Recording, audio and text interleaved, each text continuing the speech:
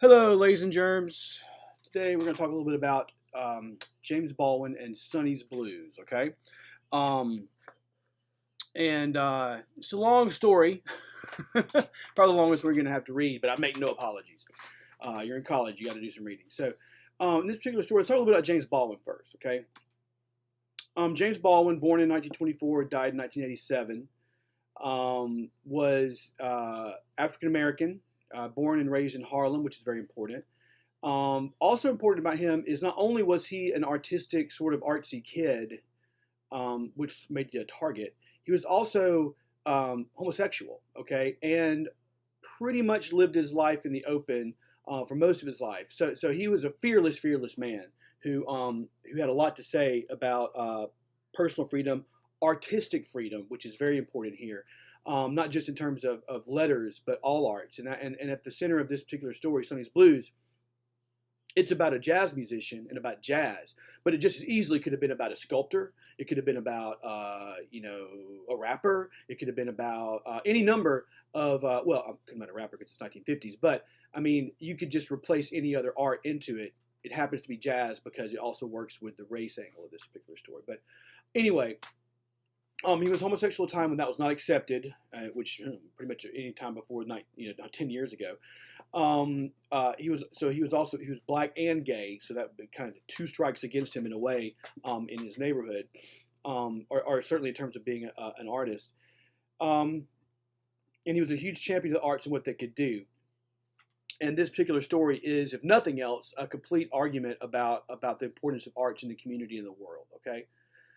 Now, let's talk a little bit about jazz. Most of what you know about jazz, it's very difficult music to listen to. I remember on The Office, I think it was Angela and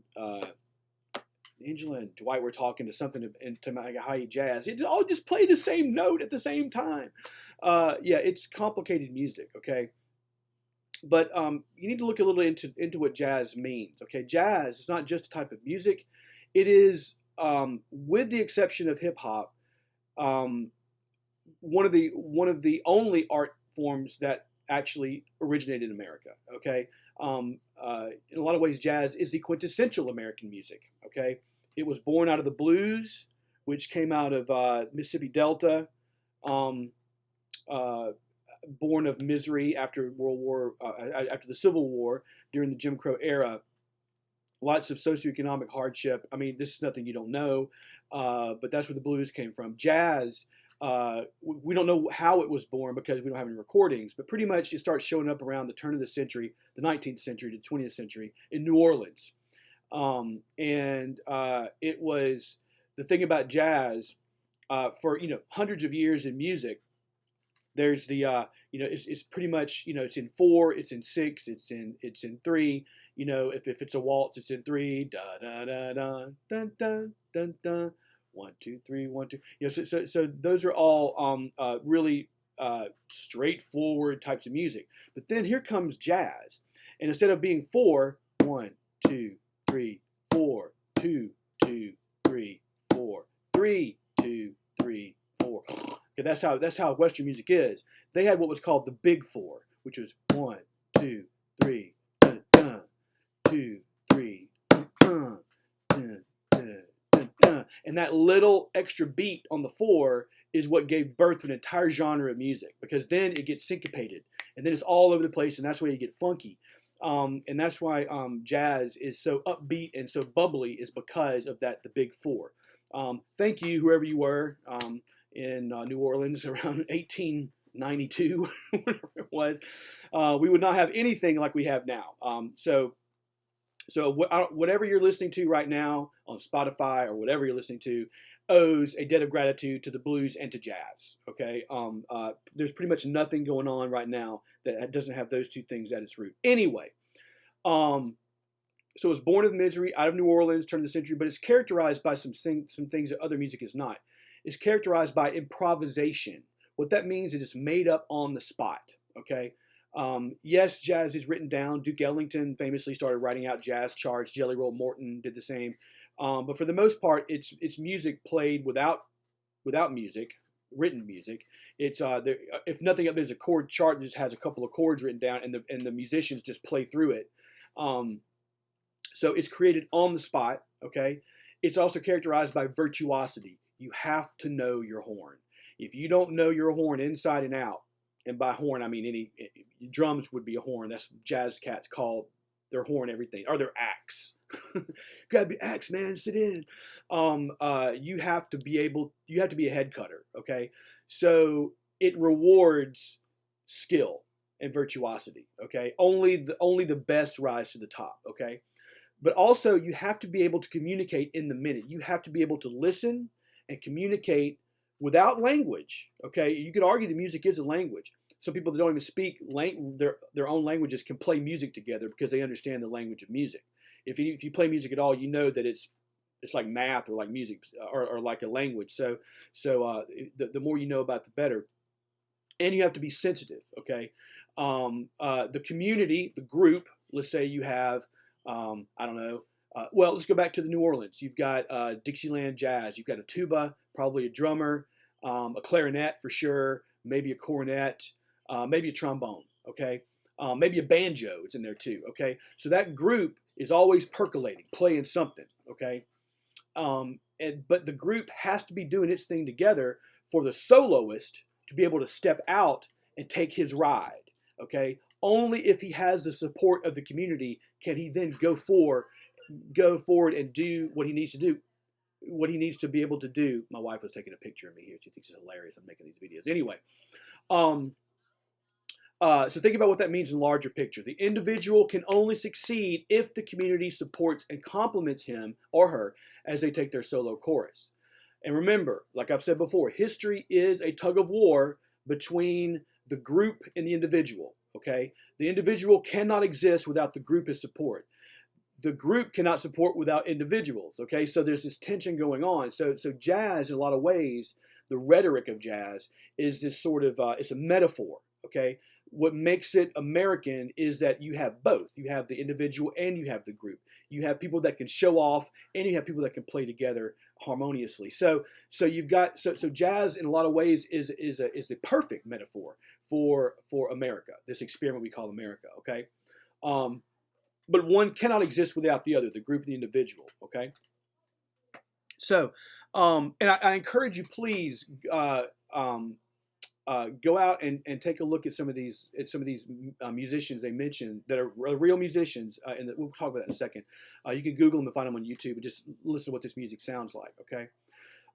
Sonny's Blues. Let's talk about the place and the time. It's in Harlem. Remember, that's not just a black community, but it is the black community. Okay, it has a rich history of arts and culture during the Harlem Renaissance. But I want you to understand that this story does not take place during the Harlem Renaissance. Okay, the Harlem Renaissance was a specific period of time between about 1918, into World War I, and about 1938-ish, right before World War II kind of got going. Okay, so about that 20-year period is what the Harlem Renaissance was. Okay, this is taking place during the 50s. Not the Harlem Renaissance. In fact, like the party is over. Now Harlem is what a lot of people think about when they think about Harlem. They think about sort of a black neighborhood with lots of problems, those kinds of things. So it does, and the way he paints this neighborhood, you certainly get that desperation. You get that sense of hopelessness at this period of time.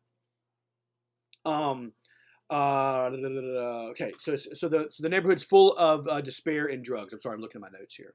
Okay, now let's think about the 1950s. The 1950s, jazz, after the war, has turned into what's called bebop jazz or hard bop. It's very fast, very technical music, almost so fast you can't even believe how fast it is. And I encourage you maybe pause this and just go Google Charlie Parker or Thelonious Monk or Miles Davis, okay, or even Dizzy Gillespie. Sonny Rollins, any number of these guys, okay? If you just Google, bebop jazz greats, any of these guys you can find on YouTube in 5 seconds, and listen to this music. It's very, very fast and complicated music. It's almost inhuman how these guys can play, okay?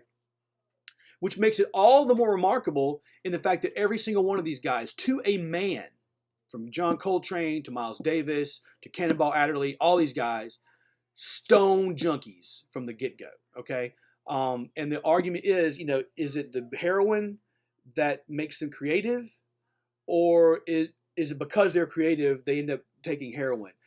You never really know. Okay, because it's one of those things where jazz is almost inextricable from heroin.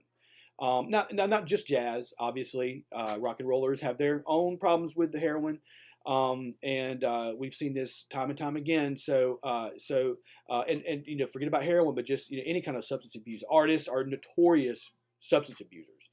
So the question is, which is a chicken or the egg thing. Do the drugs make one creative, or does it stifle creativity? Most creative artists will tell you that it stifles creativity. I'm not going to argue for taking drugs here, but it certainly is an interesting dichotomy of this particular the same thing that can destroy can create, that kind of thing. Okay. Um, and what do drugs represent to the miserable souls of this place? I mean, what is it? Is it to dull the pain? Is it to escape? It's probably to escape. And in these characters we're looking at, one of them is very concerned with escape. The narrator, who just is nameless, if we're talking about our comparison and contrast, hint, hint, going to our comparison and contrast paper, we're looking at these two guys who are brothers who should be similar. We've seen everyday use where we have another set of siblings. So a couple things here you might want to look at. The narrator, he plays by the rules. I mean, he's a math teacher, for goodness sakes, okay? But he doesn't think he's making a difference. He thinks he sacrificed his life to do the right thing, but no one's getting it. The kids aren't really getting it. He's not making much of a difference, so he thinks he's spinning his wheels. So you can't even see the point in caring at all. But Sonny is an ex maybe junkie. There's still some question about whether or not he's still using. His brother seems to think that he's just this side of starting to go through his room to see. But do you think that people are really indulgent for Sonny? I mean, Sonny is what, late teens, early 20s, give or take, probably mid 20s, and just kind of is floating through life, as a jazz pianist, and everybody seems to be letting him slide on that. Okay, but why is that important to note? Okay, and think about it too. Let's say you're a trumpet player. Okay, you know how big a trumpet is. I don't know, about this big. You don't even need a case for that. You can put it in a bag, carry it around in your hand, go downtown under a bridge and practice all day long. Okay, you can't do that with a piano.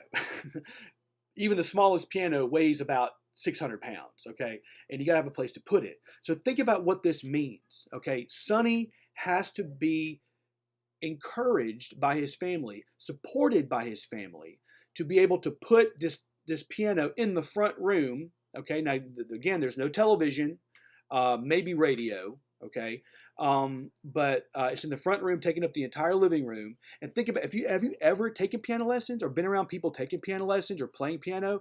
It is misery listening to people practice all the time.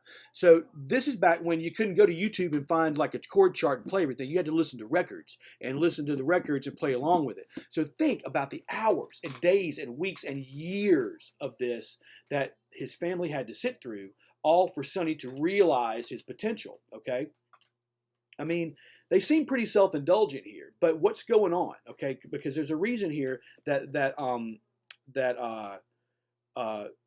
Baldwin is wanting us to see Sonny. All this trouble does have a reason, okay? And two, at the back of the store, I want to read you one little spot here on page 184. This is that little flashback where he's thinking about his mother and the family sitting in the room and the darkness growing outside. Always talking about this darkness. It's the darkness of their lives, and there's the darkness of their possibilities. And then here's where the kids are realizing something. But something deep and watchful in the child knows that this is bound to end, is already ending. In a moment, someone will get up and turn on the light. Then the old folks will remember the children, and they won't talk anymore that day. And when light fills the room, the child is filled with darkness. There's that darkness.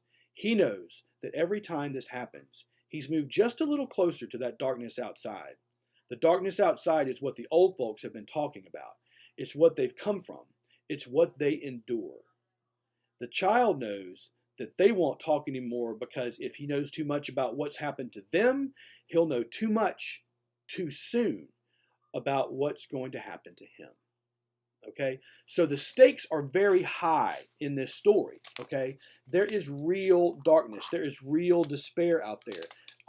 You know, not that there isn't for other people, but certainly in this particular neighborhood in the 50s, you know, just getting a fair shake as a human being was hard enough, much less as an artist. Okay, so always on the outskirts of this story, right outside the frame, is this darkness. Okay, the way the world is. Okay, but if that's true, then how does Sonny or the artist fit into that? And there's one more thing I want to read you guys on page 202, very top of page 202. This is when finally Sonny's brother goes out and sees Sonny play, okay? And he sees Sonny in his element. Sonny's not this like lackadaisical guy that's hanging around smoking cigarettes all day long. He walks into this club and everybody is waiting on his every word. He's the guy, okay? So in this particular case, it blows the brother's mind because he sees his brother in a different light, okay? He sees Sonny in a different light. And he says this: all I know about music, and this could be the art, anything, is that not many people ever really hear it. And even then, on the rare occasion when something opens within and the music enters, what we mainly hear, or hear corroborated, are personal, private, vanishing evocations of the artist himself. But the man or the artist who creates the music is hearing something else, is dealing with the roar rising from the void, the darkness, right? And imposing order on it as it hits the air. What is evoked in him then is of another order, more terrible because it has no words, and triumphant too for that same reason. And his triumph, when he triumphs, is ours. So think about right now, okay? Every day we hear about cutbacks in school districts and, you know, math and science is going to save the world, and it's STEAM, and all this, and everybody, you know, it's all this kind of, if you know, all of that, which is true. You know, math and science are good things, okay, but to the exclusion of everything else. You know, they cut back on arts programs, they cut back on music programs, thinking they're saving 25 cents, okay, but at the end of the day, that particular passage right there is as strong an argument for arts for everybody as anybody else. And let me tell you right now, okay? I'm making this video during the middle of the coronavirus quarantine, okay? Who are people turning to right now when they're bored out of their minds, when they need some kind of stimulation? They're turning to Netflix. They're turning to artists doing shows online. They're turning to museums who are doing free tours of art. They're turning to the arts because the arts is imposing order on the void. The arts are a way to see the world and make sense of it and see the triumph. Because when that happens, we all triumph, all right? And that's exactly what he's talking about right here, okay? So at any rate, I hope that you do go out and listen to some of this music. It's fantastic music. It's difficult music, but but you won't believe how fast some of these people play. Like I can't even. I'm a musician, and I can't even think that fast. Okay, I'm not even that close. I'm a rock and roll musician, which means I'm sloppy. Jazz musicians have to be good. They have to be precise. I'm not a jazz player, so but I can appreciate it. And if anybody that ever plays music should be able to appreciate it too, even if it's not your bag, you should still listen to it and check it out. Okay, so I will see you guys on the flip flop, and please wash your hands and stay safe. Talk to you guys later.